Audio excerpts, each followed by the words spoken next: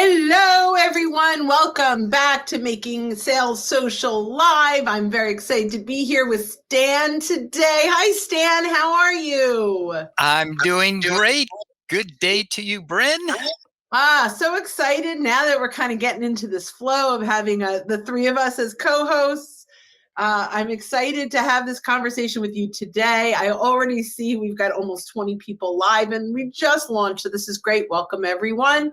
And someone on YouTube. We've got everyone everywhere. I love it. Well, we're thrilled to talk today about 7 ways that LinkedIn Sales Navigator rocks. Welcome to Making Sales Social Live, as we share LinkedIn and social selling training, strategies, and tips that will have an immediate impact on your business. Join Bryn Tillman and me, Bob Woods, every week. Making Sales Social Live. This is the recorded version of our weekly Making Sales Social Live show. Now, Stan and I have been teaching Sales Navigator for years and years and years, and we're really excited to share, I guess, 7 of the areas that we have found to be incredibly helpful. So I am going to stick the first one. So for those of you that are watching live, we are going to put the first one in live, and it's advanced search functions. So Stan, why don't you kind of talk a little bit about why you think advanced search functions rocks, and then I'll tell you why I think it rocks. Cool. Well, one of the things that was super encouraging for us is that LinkedIn Sales Solutions had a third-party research company called Ipsos do a deep dive into what makes the best salespeople great. And the report confirmed a lot of the things that we were already teaching. And one of them was using Sales Navigator's many advanced search functions. And one of the things that makes Sales Navigator different, of course, from LinkedIn is that you have so many different filters that you can use to narrow down your search to the exact ICP or target audience that you're looking for. So there are filters both on the account side, like you can filter by changes in a company's headcount or even a department's headcount, just as one example, if that's something that is relevant for you. And then, of course, on the lead side, individuals, there are a number of search filters. So leads in the news, if they've posted in the past 30 days, and on and on. Yeah, I love that. And so what the strategy behind this, right, is you figure out who is my ideal prospect and what's happening. Are they active on LinkedIn? Have they changed jobs in the last 90 days? Have they been at the same company for 10 years, right? You can look through all of these robust, incredible filters and really drill it down, not just to the ideal persona, but even what is happening in their world that is relevant. So for example, for a financial advisor, switch jobs in the last 90 days is great because they probably have a 401k to roll over. You can also add on. So let's say you create a list and you've got 10,000 names that meet your criteria, and you drill it down maybe to your exact right location and your exact right industry. We can now click on active in the last 30 days, meaning they've posted something in the last 30 days. And what's great about that is we know they're relatively active and they'll probably see your message. So I'm going to throw in one extra, not advanced search thing, but key around this is when you click over to their profile, you're going to see potentially a little green circle at the bottom right of their photo or a green circle with a white circle in the middle. This is an additional kind of, I wish we could filter by it. That would be magic. But if you see the green circle, you know they are active on LinkedIn on the desktop right now. And if it has the white circle, they're in mobile. So not only do we create this list of active people, but are they on LinkedIn right now? Because if we message them now, we have a pretty high chance of them responding since they're on it now. So that's my thoughts. Yes, good deal. Good deal. So the next one, I love it when they just come up. I don't have to remember. So the next one is persona or personas, because Sales Navigator allows you to create, I believe it's 5 personas. And personas are simply high-level searches because it's just by 4 filters. So you can filter by function, you can filter by title, you can filter by seniority and geography, if those are relevant. Now, what we've found is that those filters for most searches are just too general. You're going to come back with way too many search results. But where we found that particular filter is great is within large accounts. When you've got to filter a company that's got 5,000, 10,000 employees, but you only want to deal with sales leaders or marketing leaders or engineering leaders or whatever the case may be. So, Bryn, I know you kind of discovered how to use that filter that we originally thought was too general. It was kind of a nice to have. Yeah, so there is a filter in the advanced search where you can turn on persona, but because it has 4 filters, it locks in those 4 filters. So if you use that in the advanced search, you can't actually edit from those 4 filters. So for me, I thought, well, that doesn't make sense because all of those filters are also in advanced search. Why would I lock myself into this? But what I recognize where the power of personas really comes in, as you mentioned, Stan, is when you are on a company page. So, it does not have company headquarters as a filter because you're on a company page, it would break the filter. Or even industry, if a person has listed an industry and that's not the industry of the company, it would break that search. So the 4 categories, which is function, seniority level, Title, and geography. And geography is going to be where the person sits, not the headquarters of the company. So just keep that in mind as you're working through persona. But what happens is you get there to Stan's point, 284 employees. All I have to do is click on my persona, and if I have 5, I pick it from the drop down, and I will immediately see only the employees that match the people that I want to have conversations with. So it's very powerful. Yeah. So great for that. And next we have the ability to save searches. And it's true that you can bookmark searches. Even if you do them in LinkedIn, you can bookmark them. But Sales Navigator makes your life much easier in that once you set up search filters that bring you back the exact results that you're looking for, you can lock those filters in, so to speak, and return to them. You can get to them easily. Number one, just go to your saved searches. You'll see a list of all the searches that you've saved. You can jump right into them. Sales Navigator shows you who's new. So when people change their profile or whatever the case may be, and now they meet your search criteria, it pops up. And Sales Navigator will notify you when of your saved searches. So it's like they're sending leads to you by email when new people meet your search criteria, which is really sweet when you think about it. Yeah, and I wasn't taking advantage of that for a very long time. In the last couple of months, I really have, because it's amazing. So I'm going to go back to the saving the searches. And I have a little methodology for me that I do where I will create the ideal search and I save it. And it's a little toggle that you click to save it. Then I go in and I rename it. So the first search that I do, I don't put in the relationships.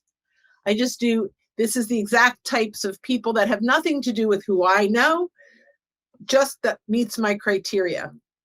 I click on the toggle, then I go into my saved searches and I rename it. You can click the little pencil and I will call that base search.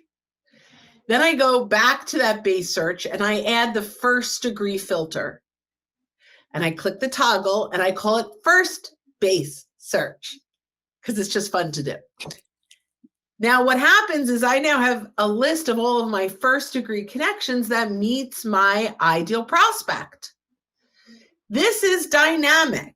So when I go in and I connect with another person that meets that criteria, they're added to the list and LinkedIn informs you that you've connected with someone new that meets that list. Then I do the same base search, but with second degree connections, and I name it, you can guess it, second base. So now that is also dynamic. That grows because someone I'm already connected to connects to someone I want to meet, or I connect with someone new that is connected to someone I want to meet. Or to Stan's point, they happen to get a new job and now they are listed under someone. That also is dynamic and you will be notified.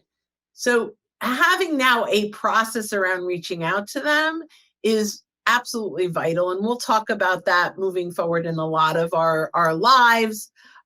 But the concept right now is to truly, deeply take notice of your first degree connections that you're ignoring that are, in this saved search, and your second degrees, who can help you get in front of your ideal prospect. So yeah, that's saving those searches. Next is saving leads. Talk a little bit about this. So saving leads, once you have done a search, you look through the list of results and see, okay, who is of interest? Who do I want to follow up with? Well, you don't want to do that while you're looking at the list. So saving leads allows you to simply click a button and Sales Navigator puts that person into a bucket, a general bucket. But then we're going to talk next about lists. It also prompts you to start to subdivide them or segment them into lists, which is a huge help when it comes to organizing your activity on Sales Navigator. So client list, prospect list, you can be as creative as you want to in terms of the lists of people that you set up to help you keep up with your activity and what's going on. And what's nice as well is that you can exclude lists from your future searches if that's relevant. So for example, if you have a client list and you're doing a new search and you say, well, I don't want to see my existing clients, let me just include that list and click exclude. Yeah, I love that feature function. And you can also exclude all of your lists. So if you're already working it somewhere along the line, you don't have to go check your CRM and where are we with this? Like I can do that. So I absolutely love this. I'm going to hop back for a second into saved searches or saving searches, creating those searches, and then come back and where that aligns with saving leads in. There is a search filter where we can put in one of our connections names. So we can pull up our base search, right, that we have, and connections of, I can go in and put in Stan Robinson Jr., and then I can see a list of his 87 people that come up that meets my criteria. Now I'm going to go in, and that's where it bridges now, is I save the leads. I go through those 87 and I find the 12 that I really want to meet. And I save those leads under Stan's name. So that becomes a static list, right? So when we save leads and in categories, remember when we did this search and we saved the search, that's dynamic. When we save leads, that's static. The only thing that goes in there is what we put in there. So I go in and I find, of the 87 people Stan knows, here are the 12 I'm going to ask him about. And so I now have a saved list, saving those leads to a Stan list, that when I'm on a call with him, I can review those names and potentially get introductions or permission to name drop. Very cool. Yep. And keep in mind that when you save a lead in Sales Navigator, the person that you've saved is not notified. They don't know what you're doing. They don't see that at all. Yeah. All right, let's see our next one. The news feed, a robust news feed, but not robust in the sense that LinkedIn's news feed is robust and busy. Yeah. It's robust with relevant information, because what appears on your news feed in Sales Navigator is driven by the accounts and the leads that you have chosen to save. Right. So that's the information that Sales Navigator wants you to see, because one of their purposes is to help you stay focused on your sales opportunities. So you will see information that's relevant to the accounts, and you'll also see what Sales Nav calls alerts, and you have the ability to filter those alerts based on a number of different criteria. Now, what's an alert? An alert is a potential sales conversation for you. So it could be one of the leads that you've shared, has shared posts, was in the news, changed jobs. Yeah. If it's an account that you've saved, funding events might be of interest to you in terms of being able to see if they've gotten more money recently. Yeah. So you will not see any ads in your newsfeed like you see on LinkedIn. And you won't see extraneous content that is not relevant for your sales opportunities. Bryn, your thoughts on the news feed and how it's different? Yeah. So one of the things I love is all of those things that you said, we can actually filter by. So I can filter lead shares. So I only see a news feed of the leads that I have saved, that I've saved into a list, right? These are my static saves, right? Not just everyone that came up on a search, but the ones that I've saved now. Every person I've saved that has shared content recently is now going to come up on a list. So I can go straight down with the mindset of engaging on content. Then I can change that filter potentially to be leads in the news.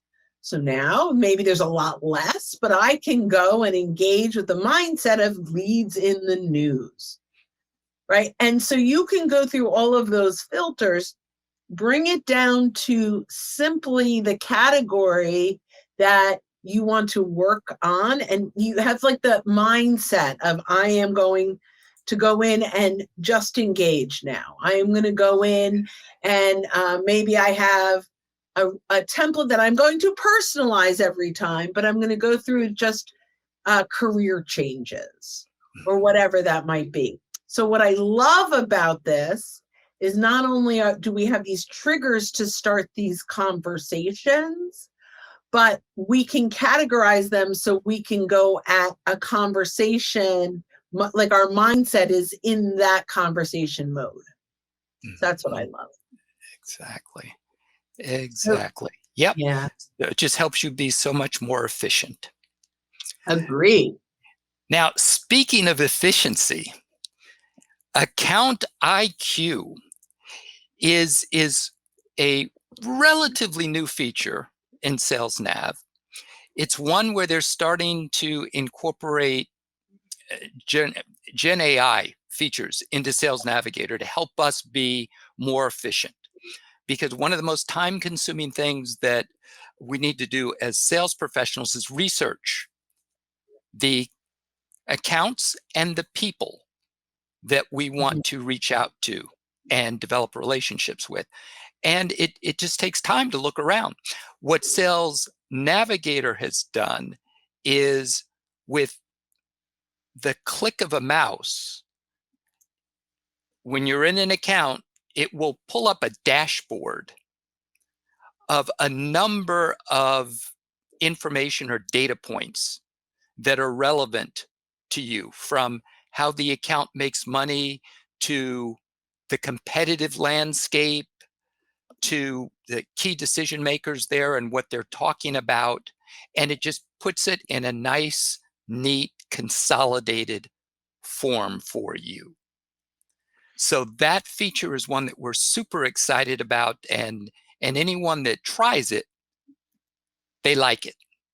Some of us may remember that old commercial. Try it, Yes. you'll like it. Yes, yes, yes, yes. Life cereal, right? Yeah, it's funny. I can't remember who it was, to tell you the truth. And he had a name like Try it, you'll like Mickey or something in Life cereal. Mikey. Mikey, you'll eat it. You'll try Yeah. it. You'll like it. Mikey Yeah. will eat anything. Yep. So, okay. So, LinkedIn members, try it. You'll like it. Yeah. So Account IQ is probably one of the most time-saving features I've ever seen for salespeople that are in a complex sales environment. If you are, if you are a transactional sales person who your average sale is maybe a couple $1,000s, this may not be for you. But if you're in an enterprise sales deal where this may be a 3-month, 6-month, 1 year, even longer sales cycle, we really need to do some deep sales insights, right? And hashtag deep sales, right? And that's really about understanding what your prospect is going through from a high level, and even at a deeper level, for sure. The research time typically was somewhere between 45 minutes and 90 minutes on an average enterprise deal. It is now 35 seconds, right? If it going in and getting a summary of all the things that you'd find on Google is really what's doing. It's not giving you like magic insights that LinkedIn has discovered that's not publicly available. What it is doing is it's gathering insights, and it will give you the website that it gathered it from. So you have that, but it allows you to see literally 3 minutes before a call, you could get incredible insights. We also recommend, by the way, that you're taking the time to look at each person's profile and looking at what matters to them, right? This is only at the account level, and it's not going to help you build rapport. So you want to still do that. But this is really powerful.